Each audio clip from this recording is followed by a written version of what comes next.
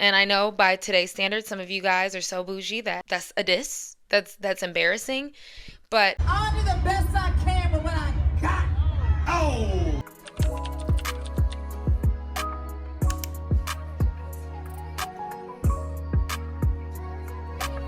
hey guys, it's your girl Cameron, and I'm back at it again with another video. And today we are going to be discussing touring. Recently, with so many artists releasing albums, with that promotion usually follows a tour. Along with some of our favorite artists, there are some budding and rising stars who are also partaking in touring. But with all of that, like most things, it doesn't come without its discourse.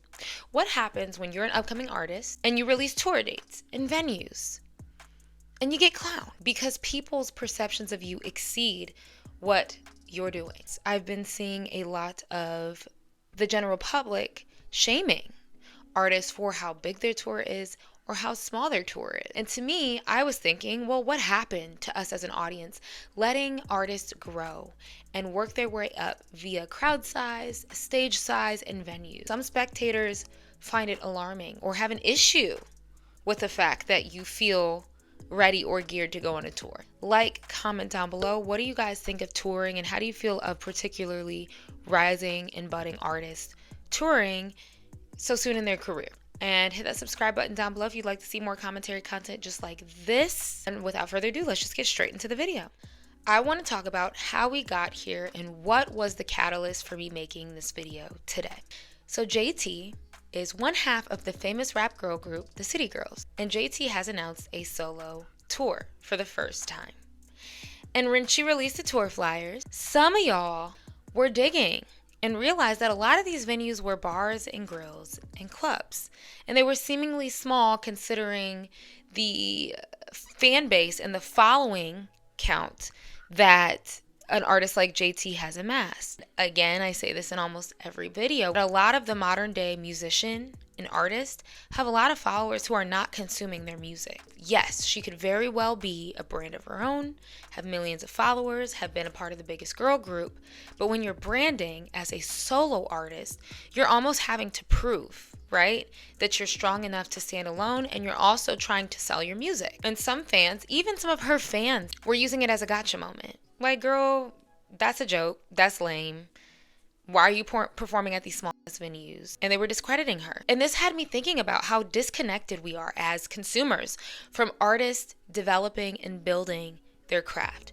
Just like the musicianship has to be there, the performing is another component that needs to be developed. And as a lot of our favorite artists are gearing up to go on the road, it truly takes a lot of time, effort, preparation, and physical energy. And I know how taxing this can be to a capacity because as someone who has danced on stage for years and has danced behind artists, it really does require you to be at your physical best. And as busy as your schedule does get with performing, it becomes hard to keep up with your health and wellness routines, such as taking your daily vitamins. And that brings me to today's sponsor, Care of. And I'm so glad that they partnered with me today on this video. Care of is a health and wellness company that ships high quality, personalized vitamins, supplements, and powders conveniently to your door every month. All you do to get started is take a short, simple online quiz about your lifestyle and health goals.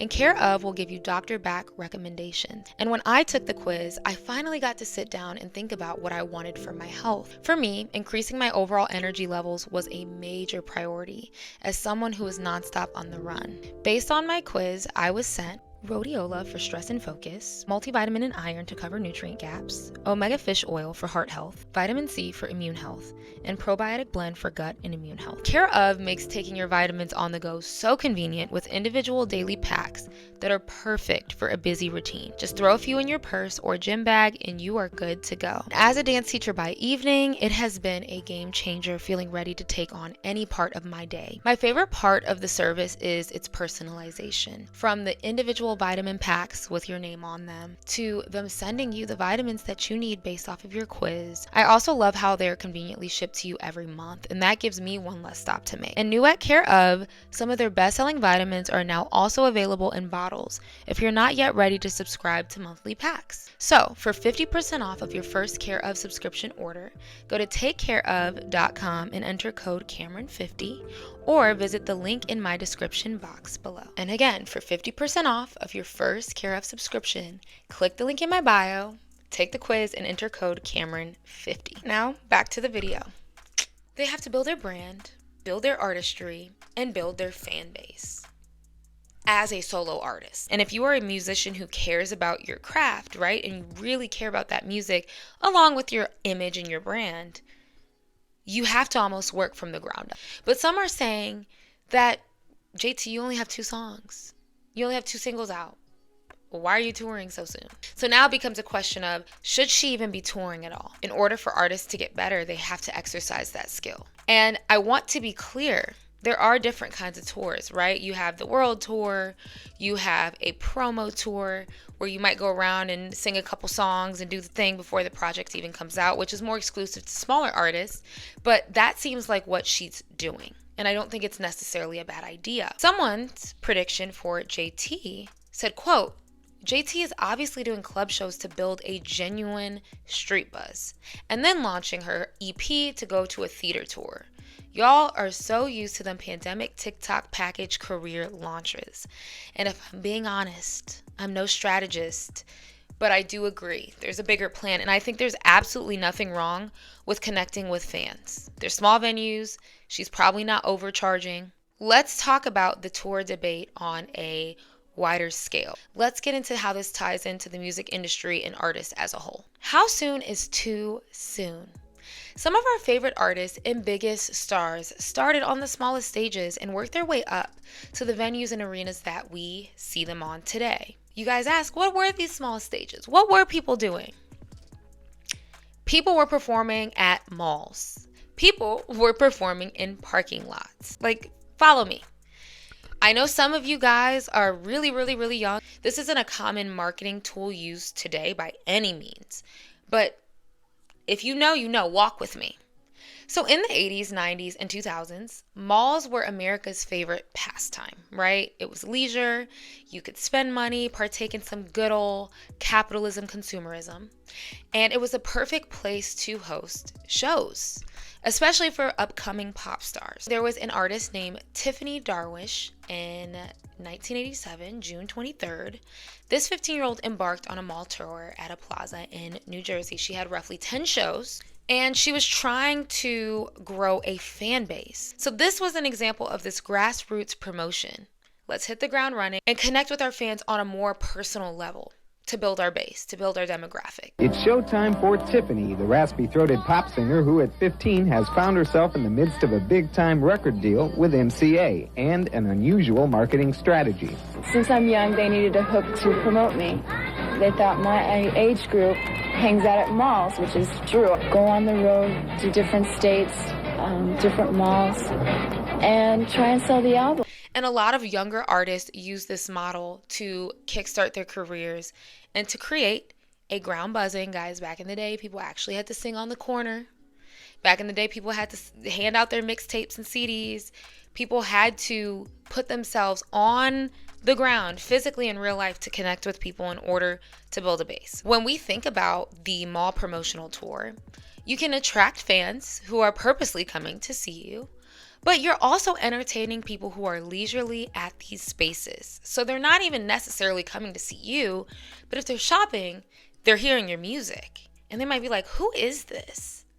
And you're inadvertently introducing your music to a new crowd. Artists like Britney Spears, Beyonce, Lady Gaga, and more performed in non-glamorous settings like malls, parking lots. They worked their way up the ladder to then connect with fans and build bases. You know, it's so glitz and glam, but like I work my ass off to be here. Went to them chitlin circuits. Like, it's like, you know, I got popular on social media and everything, but it's like now it's kind of easier like to bust an artist. When I first started putting out my mixtape, I was performing in barns in Greenville, North Carolina type shit. Like I was going everywhere presenting my music. People just want to jump and they want to jump in amphitheaters and everything. And they just want to start up shows. Like, cause I know you gotta go to your core. I touched my people before I got here. Each person matters. Every fan matters. One fan gain contributes to 1 million. One fan gain ends up adding up to equal 30,000. That goes to show having smaller, more intimate venues, I personally don't think should be looked at negatively in any way, shape, or form. Actually, talking about the mall tours, I live in Michigan. And when I was about maybe 12 or 13 or 14, Cody Simpson had a little mall tour situation going on. And I wasn't a fan of him. I knew who he was, but we didn't know he was even going to be there that day. When I tell you girls bum rushed the stage and the mall stopped, everybody's like, what's going on? And me, not a Cody Simpson fan, my mom, my sister, didn't even know who he was. We sat and we watched.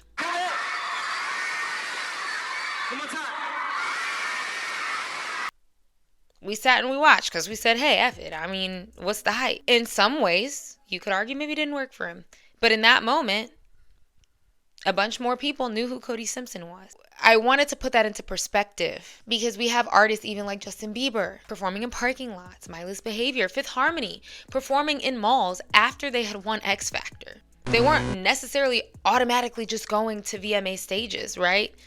They were on the ground. And I know by today's standards, some of you guys are so bougie that's a diss. That's embarrassing. But I just want you guys to see how far some of these people have come and the work that they had to do to get there. These smaller venues, I can't stress this enough, builds a base. Not only because the crowds are more intimate, but it's humbling. I'm not always probably going to hit the biggest stages. There might be 50 people in the crowd, but I'm going to give it my all. And I think it's important to have a little bit of that tenacity in there to get to the heights and levels that a Beyonce or a Lady Gaga or a Michael Jackson or a Prince has gotten to. But on the other hand, we talk about artists like Mariah the Scientist. She said very explicitly that her very first major performance was on a festival stage. The internet roasted me the worst way for like my first performances. Like my first couple performances roasted me. The only one, Right. you know. Really? And I didn't know how to work the inner ear situation. I didn't know what I was doing. I didn't know how I sounded outside of like, I just never had sung for any people. It's like, now I think people didn't realize that. It was like my first big shows were like my first shows. Like Rolling Loud was my second ever performance in front of people. And as cool as that is, she was clowned horribly to this day. I mean, those videos honestly tainted my perception of her, if I'm being honest. Talking about love. What is it? ESTRUCTIVE.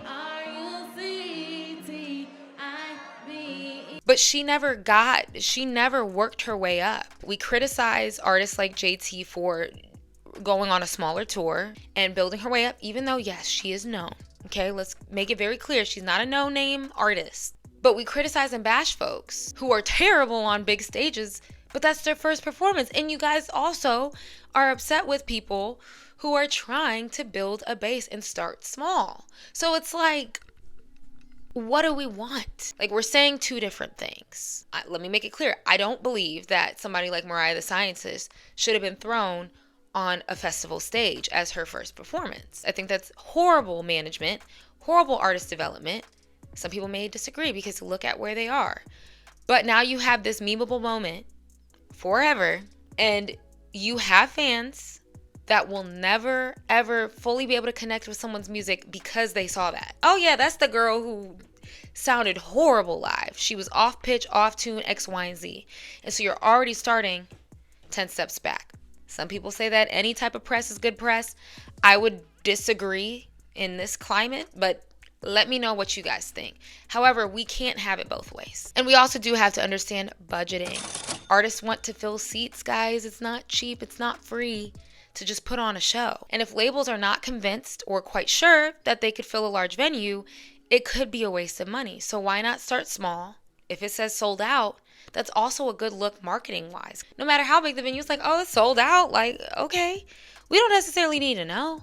And now, to get to the second part of this argument, we have to talk about controversy with new artists also touring or going on pretty big tours despite them only being in the industry for all of 5 minutes. So recently, Tyla, who is an upcoming South African pop star, was set to go on a tour prior to an injury.